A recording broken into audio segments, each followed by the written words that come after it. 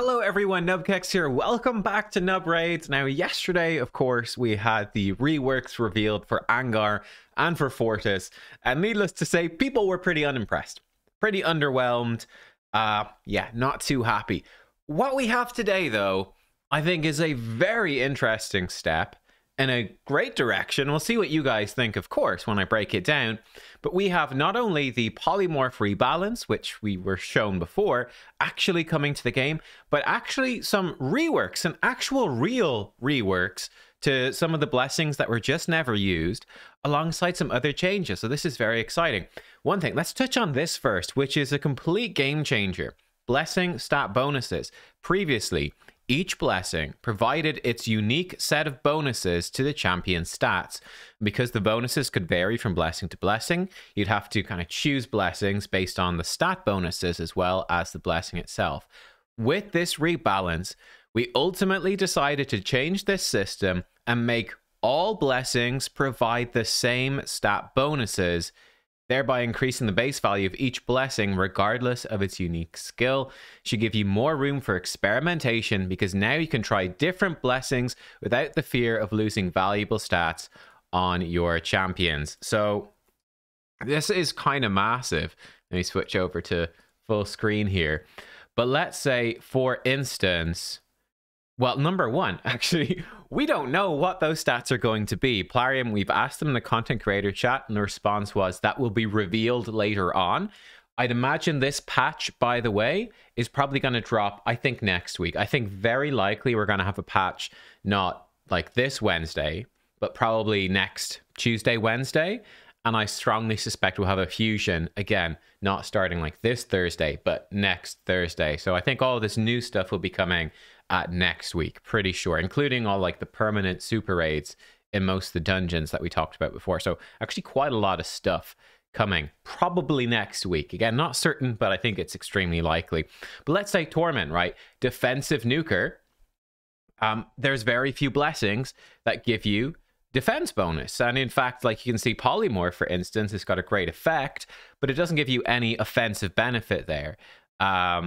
I mean, off the top of my... is there even anything? I know Ward of the Fallen. Now, this is a HP, isn't it? Ward of the Fallen gives you HP and crit damage, but its effect is only particularly good, really well, I'd say with 6 stacks.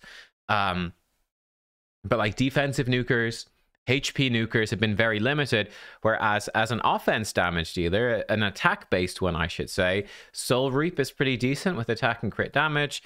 Obviously, Phantom Touch has been a staple. Lightning Cage has been a staple, but now again, none of this was going to matter anymore.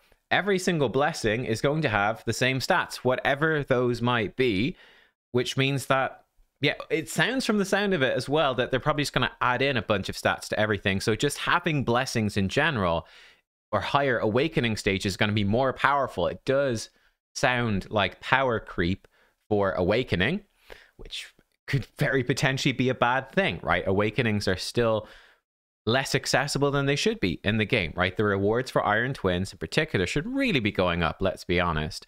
I guess Cursed City gives you a few more ways to get awakenings, like you basically on hard mode get an Eternal Soulstone for free from Fire Knight Hard and Soul Cross. But anyway, so that's sort of, we've got enough to talk about in this video. Just bear that in mind. It does sound like, we don't know for sure, but it sounds like more stats are going to be coming into these blessings, making Awakening in general more powerful. Which is both good and bad, but it's also going to give you flexibility to switch around. So like HP nukers, defense nukers will have more flexibility. You can put like an offensive blessing, a previously offensive blessing on a more defensive champion and have it work, which is cool. For instance, I think this is hilarious. I have lethal dose on Lord Shazar, increasing the damage from poisons. Lord Shazar doesn't have any poisons. Why does he have lethal dose? Because it gives you attack and accuracy. And those are the stats that you want. Attack makes the bombs hit harder. Accuracy lets you land them. There's no good blessing otherwise for him. Now I could put him, in theory, all the stats are going to be the same and everything. I could put him with, I don't know, Phantom Touch, or I could put him with maybe one of these new reworked ones. So that is pretty huge. It's massive. It is massive. Let's dive in. Let's have a look at some of these changes. So first of all, Dark Resolve.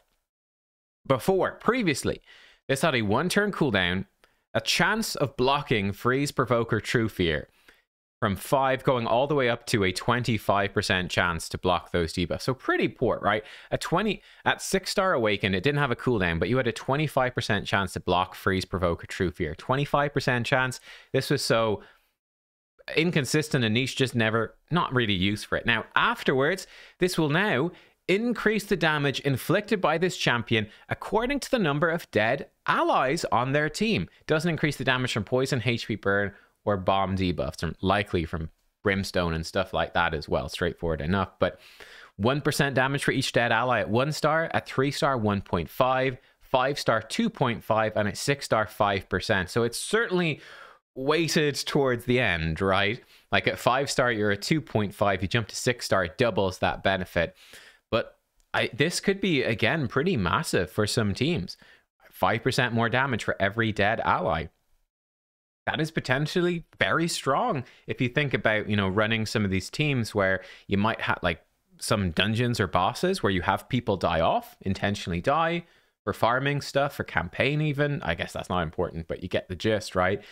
Getting damage for each dead ally, this certainly at the very least becomes interesting, and there are some niche scenarios now where you might actually pick this, and I think it's a brilliant change. It's totally different from what we had before.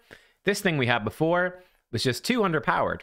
Wasn't interesting. It was just kind of useless, just bland, uninteresting, too weak. Now at least this is it's something different, and I respect that. I think it's a great step to be like, okay, blessings that are boring, we're okay, just throw them out and put in something completely new, completely different. There's no blessing that does anything like this.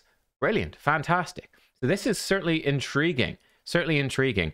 Emergency heal, formerly known as Carapace. So before, this champion receives less damage when under stun, freeze, sleep, fear, true fear, and petrification, from 10 up to 30% less damage. Again, super niche, almost never taken at all, ever. Now, the new version heals this champion whenever a shield buff placed on them expires, is removed, or is broken by an enemy attack. The value of the heal is a portion of this champion's max HP. At 1-star, 3% max HP heal, 3-star 6%, 5-star 9%, and at 6 stars a 15% max HP shield, max HP heal whenever a shield expires, is removed, or is broken. Like, that sounds massive. Like, I'm matching this with a blood shield accessory, right? Blood shield accessories don't give you a big shield, but they do give you a shield, right? This thing right here. You know, they give the wearer a shield worth 5% of the damage dealt after attacking. It's a tiny shield, but every time that is broken, with the new emergency heal blessing, you're going to get a 15% max HP heal. That's massive. Like, that's basically a regen set, is it not? I think so. Let me double check so I'm not speaking out my arse here, but I'm pretty sure regen is, I'm blind up here. It's a 15% heal every turn on a 4-piece set. This blessing, albeit at 6-star, is going to give you almost effectively with the blood shield ring, like a regen set effect. Essentially, that's pretty huge. I think this could have a very big impact for progression, particularly like any blood shield accessory with this blessing, even at 1-star. You know, that little bit of healing can make a difference when you're progressing in faction wars, in dungeons. Very big difference when you're trying to solo content, like you're trying to, you know, get through the Scarab boss, etc. in Doom Tower. Those little bits of healing can add up. So again, throwing out something very bland and boring, putting in something that could actually have interesting effects instead. Faultless defense. Previously, this champion received less damage from each subsequent hit from multi-hit skills. Damage reduction increasing with every additional hit. Actually, that was kind of interesting, but not really useful in practice, but making you much stronger against multi-hit. There's just not that much application of it, unfortunately. That was kind of interesting, so that's a little sad to see that one go, but okay. Afterwards, the new version, whenever an enemy attacks, an ally under an increased defense buff placed by this champion reflects a portion of the damage back to the attacker. 3%. At 1-star, 3-star, it's 6%, 5-star, 9%, at 6-star, 15%. It's sort of interesting. It does sound a little bit underpowered to me. Like, even at 6-star, you put out increased defense, you're going to reflect 15% of the damage back. I wonder if that's the damage before, like, your defense reduces it or afterwards. Like in theory, you're going to be quite tanky with increased defense. You're not going to take much damage, and therefore you're not going to reflect much back. So that seems a bit weak. I'm not sure, again, if this works with shields. That's a problem with reflect damage right now. If you damage a shield, reflect damage doesn't do anything. It just seems like a very low number as well. Like, we know the reflect damage buff just in general, which is stronger than this, is almost unnoticeable when you use it. It might be decent in arena. I will say that. That's probably the one spot where this might actually be quite good. I tend to have more of a PvE focus when I'm looking at things, not a PvP. But if you think about arena, then sure, okay, you know, Sifi puts increased defense on everyone. 15%, like that could kill their nuker. Like that might actually be okay. So there's some interest there. But I don't know. Let me know what we think about this one. I'd say for PvE, it's probably not going to add up to much because, you know, with increased defense in PvE, you shouldn't really be getting hit very hard in theory, but you can in arena. So that's an intriguing one for sure. Heaven Cast. Debuffs previously, this used to be debuffs placed by your A1 skill, your default skill, would ignore a percentage of resistance from 5 up to 40%. Kind of interesting for champions like Whisper. But I think people generally just went more towards like the Phantom Touch, or obviously it's 6-star, Crushing Rend, that sort of stuff. Maybe does Whisper run Crushing Rend or Phantom Touch? I'm not sure, because she ignores full defense anyway. I'd say for Turvold, right? Turvold being able to place the weaken, it was kind of decent. But again, you could just run Phantom Touch instead. The new version of this, new Heaven Cast, increase the damage inflicted by this champion according to the number of buffs on them. Doesn't increase damage from poison, HP burn, or bomb debuffs. So like the debuffs you place aren't going to do more, but your direct damage will. Presumably that will affect things like then War Master and Giant Slayer, I guess, are going to do more as well. At 1 star, it's 0.5% for each buff, 1% damage per buff. At 3 star, 1.5 at 5 star, and 2% at 6 star. The scaling on this is more linear compared to some of the other ones. So, you know, at 3 star, you're getting half the benefit of 6 star. That's cool. Whereas before we saw one where 5 star was half the benefit of 6. It was much more top ended, right? This is more linear. That could be kind of interesting. So like at 3 star, let's say you've got 5 buffs, you're going to get 5% more damage from those 5 buffs. Might be pretty good. Like that could add up. You know, if you were 6 star with 5 buffs, you get 10% more damage. If you had full 10 buffs, which is the max, with 10 buffs at 3 star, you're getting 10% more damage. With 10 buffs at 6 star, you're getting 20% more damage, which again, that is potentially quite a lot. Like you think about someone like Taris would stand out, whose damage scales off of buffs anyway. And we all know that Taris doesn't do enough damage, right? Taris probably needs a bit of a buff. So he's going to have even more scale. He gets 15% damage for every buff on all allies. So the blessing certainly pales in comparison to that. But hey, it's something. I think that's kind of interesting. This is one where you'd have to sit down and work it out. Like, okay, how much damage am I getting from, let's say, Phantom Touch, which is straightforward, versus this? And this would certainly scale better. Phantom Touch presumably will still only scale on attack, whereas this could be really good, again, for your defense or HP-based damage dealers. It's an interesting one, yeah, but like, let's say against Hydra, how much damage does this give you compared to running Phantom Touch or something like that? I'm not actually sure what the insane Trunda teams run, but surely that is going to be a pretty big boost to, well, the insane Trunda teams. Let's see who's got... Oh, okay, Imperium, IPR, perfect. Okay, exactly what we want to see. So like Trunda, oh, Crushing Rend is probably stronger, but it's interesting. You do have, yeah, I forgot about 6-star Crushing Rend for Hydra. So yeah, like, does this compete with 6-star? I don't know. Interesting. Indomitable Spirit. So before this had a chance to block Stun, Sleep, or Fear, 25%. Pretty underwhelming. Now it's going to block, or have a chance to block, Stun, Sleep, Fear, True Fear, Freeze, and Provoke, with a bit of a higher chance. At 6-star before it was 25, now it's 30%. I'd say this one is still kind of bland. At least what they've done is they basically took a couple of the blessings. There were a few rare blessings that did variants of this. They just combined them together into one.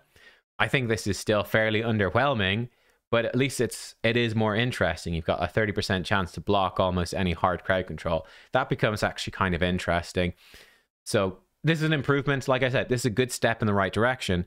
It still seems weak, but it's at least more interesting. Iron Will. Previously, this would decrease the damage you receive from enemy skills activated by other skills, or when enemies do damage when it's not their turn. So I think one of the big counterattack would be one of the big ones. I think Ice Golem, right? When you procced his, like, you hit him and he passes a HP threshold and he smacks you out of turn, I think it would reduce the damage from that. It started at 5%, went up to 30%. Again, just not very useful. You just don't run into counterattacks or ally attacks that often to make it actually useful or good. Very niche. The new version decreases the damage this champion receives according to the number of debuffs on them. Doesn't decrease the damage from poison, HP burn, or bomb debuff. So let's say if you're full of poison debuffs, it's going to reduce the direct damage, right? Because those are going to count as debuffs, but it's not going to reduce the damage the poison debuff itself does, basically. A 1-star decreases damage by 0.5%. At 3-star, it's 1%. 5-star, 1.5%. At 6-star, 2%. Again, you could have up to 10 debuffs. So, like at 3-star, you could be looking at up to 10% damage reduction. At 6-star, up to 20%. Seems fairly underwhelming again. Like, at least right now, you don't see a lot of debuffers in Arena. In PvE content, again, I'd say there's not a lot of debuffs. Like, if you're in wave-based content and your debuff bar is full of like 5+ debuffs, like, you're probably screwed. You're probably screwed. This could be good, let's say, against Hard Dragon, which puts out a lot of debuffs on you. Could be kind of nice for that. Hydra, you know, you could get a good few poison debuffs, but again, this seems fairly weak. I just don't feel like you get that many debuffs, but we'll see. Again, maybe the mats, I don't know what the mats on this is going to be, but it seems a bit undertuned. I'd say some of these seem a bit undertuned, a couple of these. There's always the potential, of course, to increase these numbers in the future. I think it's more interesting design, certainly, right? Do you get debuffs? It's much more common to get debuffs than to be hit by enemies doing skills outside of their own turn, right? It's much more common to get debuffs, so this is a much more commonly applicable blessing. The tuning can come after if it's needed, but again, I'm not sure. Maybe this is stronger than it sounds. I don't know. Sounds a bit undertuned to me, but we'll see. Lethal Dose. It's just getting straight up buffed, actually doubled in power. So this increases the damage enemies receive from poison, but it only works in Arena. I doubt that's changing, but they're doubling the effect, which could actually be interesting. Like a 5-star poison dose increases the damage from poison by 200%. So what is, poison is like 5% of your max HP. That's going to increase it to 15%. Like, that starts to become maybe interesting. Like, if you got 2 poisons, you're going to do 30%. If some champions could put out 4 poisons, you could do 60% max HP damage per turn. That starts to become interesting, I think. Let me know what you think about that. I'm certainly very intrigued. Obviously, this is a blessing that sees almost no play because poison's just not a thing in Arena, but that becomes a bit more interesting. Again, I think it is a potentially interesting blessing to make poison teams perhaps viable. Poison teams sort of run into the problem of cleansers, polymorph, and stone skin. But I'm happy enough not to throw this blessing away quite yet and to buff it instead, but we'll see. Then we've got the big one. This was actually revealed before we knew about this. The only change coming to polymorph, from what I can see, is that it's still the same, but it can only occur once per enemy turn. So you have a chance of placing sheep on an enemy for 2 turns whenever they place debuffs on a champion, remove, or steal buffs. But it's now once per enemy turn. So for instance, let's say if we look at, let's say Ramantu, like, what would this do? Certainly with his A2, it's a 4-hitter, right? So you put decrease defense, weaken, decrease speeds, and block buff, and then you can do True Fear. So you would have 4 chances to proc polymorph. And let's say someone is running a 1-star polymorph with Fearsome Presence, so they have a 10% chance to place polymorph. I mean, you're rolling that 10% dice many, many times. It starts to be a really high chance you get polymorphed. I think that this is probably not enough, but interesting enough, the content creator chat, you can see the notification. They're going crazy in there already. I was glad to see at least Plarium said, okay, look, this is the thing we've been planning to implement for ages. Again, personally, same thing with it, the Fortis Angar stuff. You know, this was something that could have come to the game much sooner, in my opinion. They've been very slow implementing it. There's no question there. but they said that they are willing to make more changes if more changes are needed. I think that more changes are probably still needed to polymorph, but they're open to that idea, and I think that's important. I really would like to see action on that faster. Like, we don't want to be waiting like a year before there's another polymorph change. Like, if there's a year between every polymorph change, like, the game could be, you know, dead. We could be moved on to the next thing. We'll be on the PS7, like, you know. We'll be on Final Fantasy 105 before polymorph actually gets into a good spot at that rate. So anyway, we'll see. That's all in the future, of course, but hopefully, please, we can do it. We can do this well. We can do it. Let's put our mind to it. Yeah, occurring once per enemy turn. So, you know, yeah, it really lowers your chance. You're gonna have one chance to be polymorphed. I'm not sure. It's a bit unclear. Like, let's say I've got multiple champions with polymorph. Let's say I've got 4 champions with polymorph. Will, like, can only one of those polymorphs affect me? Or does every polymorph champion get one chance to polymorph me? I'm not sure. Like, if we look at his Blood Wings, for instance, you remove all the buffs and then you put either block active skills or block passive. So it's whereas before, you remove all their buffs, chance to polymorph. You put one of these debuffs, chance to polymorph. So let's say on their first champion, let's say it's a Sifi with polymorph, 6-star, right? 6-star Sifi polymorph. You've got 2 chances to be polymorphed right there, which is pretty rough, right? That's pretty rough. Now it's only going to happen once. So you try to strip their buffs and she could polymorph you. But then when you put the debuff, in the case of Sifu, would be a block passive skills. When you put block passive skills, it cannot proc a polymorph. So that's good. I'd still be worried, like, certainly when you look at high-end arena, I don't think much is going to probably change. It's probably not enough, because they could have like 2 or 3 champions, perhaps, maybe even 4 champions with 5 or 6-star polymorph. And when you start trying to do this to everyone, you end up in a rough spot. Like, you try to strip champion 1, then 2, then 3, then 4. You got to get past 4 polymorph checks before you can start the block passive skills. That's a problem, right? It means that by the time you get to block passive, block active, that, yeah, you've passed all the polymorph checks. They can't polymorph you again, so you can place these just fine.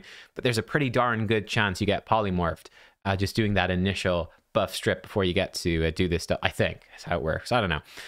The exact code, we'll find out exactly how this works. But this is what they told us about before. I think it's a good change. I think that's good. You know, like, say, Madame Saris, who puts decrease attack, decrease defense, and buff strip, right? She becomes much stronger. Right? She's not going to be just polymorph like crazy anymore. So this is a good step in the right direction. I still think probably we need to do more with polymorph, right? Like, I think ways you could nerf polymorph that would stand out to me, like having polymorph be for 2 turns, maybe a bit excessive. Like, I tend to feel like Wukong's polymorph doesn't reset your turn meter.